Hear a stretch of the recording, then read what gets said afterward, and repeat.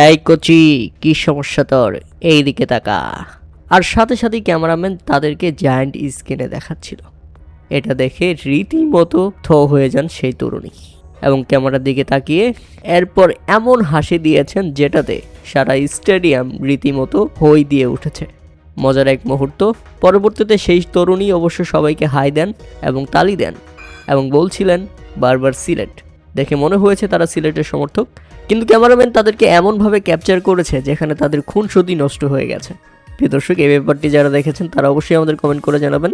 তবে ছেলেটাকে দেখে বয়ফ্রেন্ডের মতো মনে হয়নি। তারপরও সামাজিক যোগাযোগ মাধ্যমে অনেকেই লেখালেখি করছেন, সিনিয়র আব্বুকে পটাতে পেরে আমি সাকসেস। এদিকে প্রথমে ব্যাটিং করতে নেমে শুরুটা দুর্দান্ত করে চট্টগ্রাম রয়্যালস। দারুণ শুরু করেন নাইম শেখ, তবে সুবিধা করতে পারেনি এই ব্যাটসম্যান।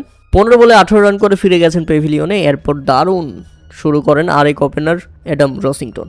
সেই সাথে তাকে দারুণ সঙ্গ দিয়ে গেছেন মাহমুদুল হাসান জয় এবং 21 বলে 44 রানের দারুণ এক ঝড়ো ইনিংস খেলেন এই ব্যাটসম্যান। যদিও 50 করা হয়নি তার। এরপর 50 পায়নি আরেক ব্যাটসম্যান অ্যাডাম রসিংটন। 38 বলে 49 রান করে ফিরে গেছেন প্যাভিলিয়নে। তাতে 127 রানের মধ্যেই 3 উইকেট হারিয়ে ফেলে চট্টগ্রাম রয়্যালস।